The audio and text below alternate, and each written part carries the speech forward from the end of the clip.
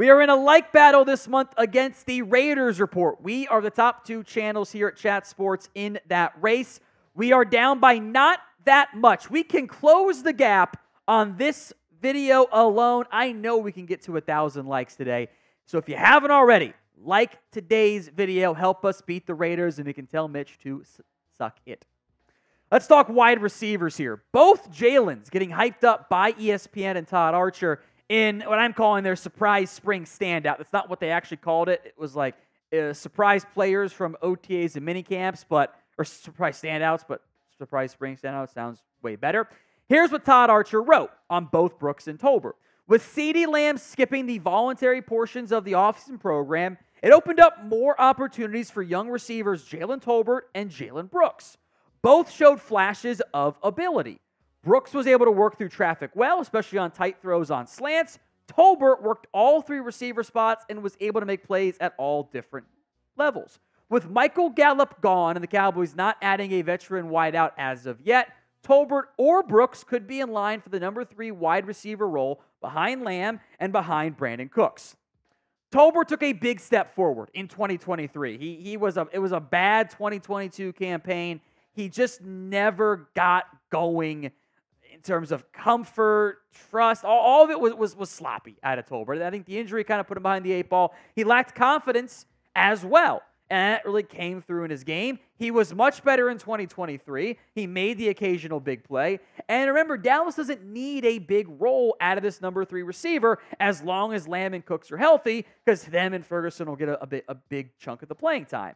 Brooks has gone up with some confidence in terms of OTAs and minicamp and snatching balls out of the air. The hands look impressive and strong.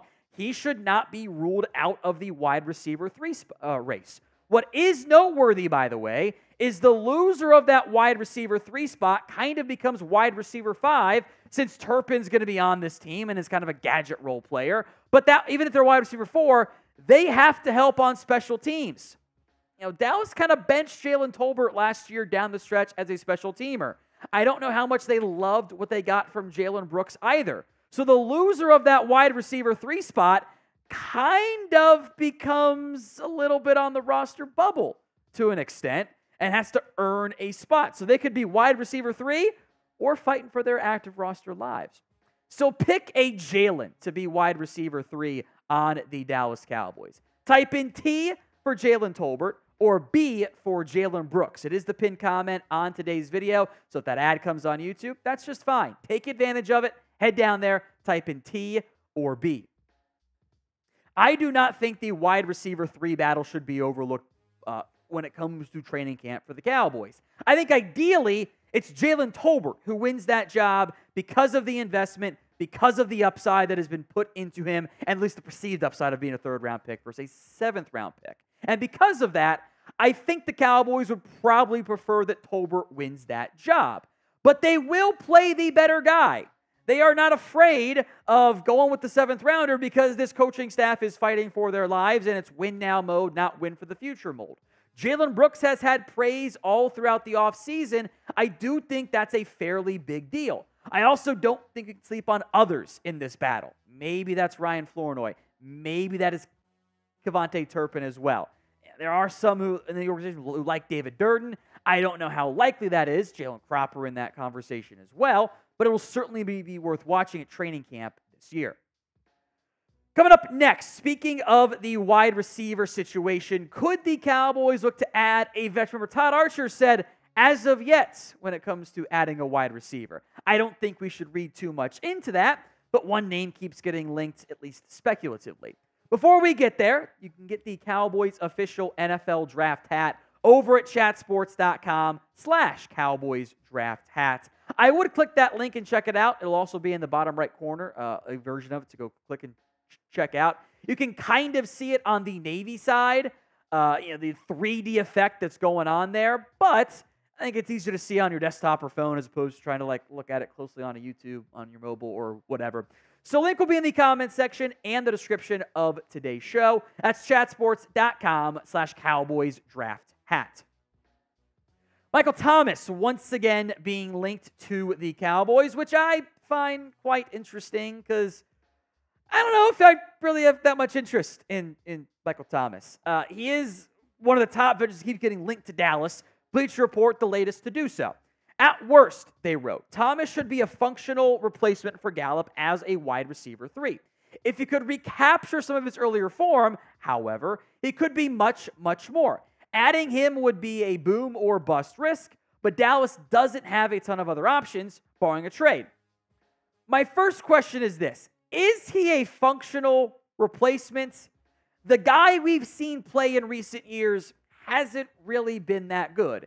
Now, the contract proposal was $2 or $3 million for 1 year, which is a significant downgrade in pay from what Thomas had been making in previous seasons and is doable. In fact, it is doable for Dallas. It's a valid question whether or not it's a good idea for Dallas. I'll get to my thoughts here momentarily, but would you sign Michael Thomas? Y for yes, N for no. Sound off for me in the comments section of this video. It's Y or N.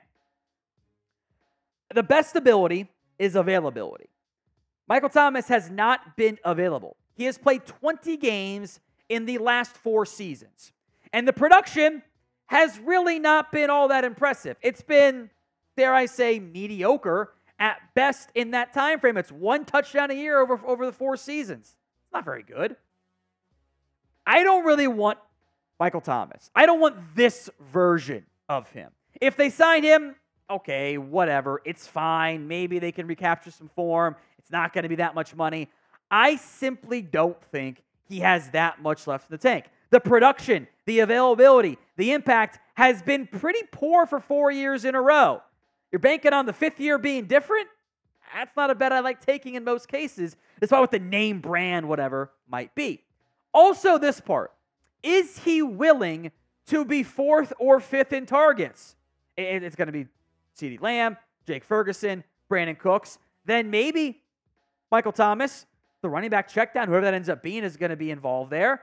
That's not what he was in New Orleans. And like many receivers, it's kind of how they're wired. It's fine. Michael Thomas is a bit of a diva. He isn't always the most like, I'm happy. He kind of was mad at Derek Carr online, which isn't always a great thing. I don't know if I want that in the locker room when, if we're being honest, things are a little bit precarious right now with everyone on a 1-year deal. So for that reason, I'm not that interested. For the best Cowboys coverage, good news. You have come to the right spot. Hit that sub button, youtube.com/@CowboysTV for more free Cowboys YouTube videos each and every single day, multiple times per day. We got a possible sleeper at tight end in what I think is a pretty solid room overall for what you're going to be asking out of it. Blog and the boys argue John Stephens Jr. is that possible sleeper, and I don't mind that selection at all. In fact, I'm probably on board with it. Stephens was trending last year to being on the active roster. That was up until he suffered a torn ACL against the Seahawks, part of a really rough couple days in a row where it was John Stephens, Overshown, and David Durden, who all had season-ending ACL tears in like a couple days span there. More on this to come, but will John Stephens make the roster? 1 for yes, 0 for no. Get those predictions in for me in the comments of today's video. Will John Stephens make the roster? I think there are 2 roster locks on this team at tight end. Jake Ferguson, obviously. By the way, do you see his Madden photo?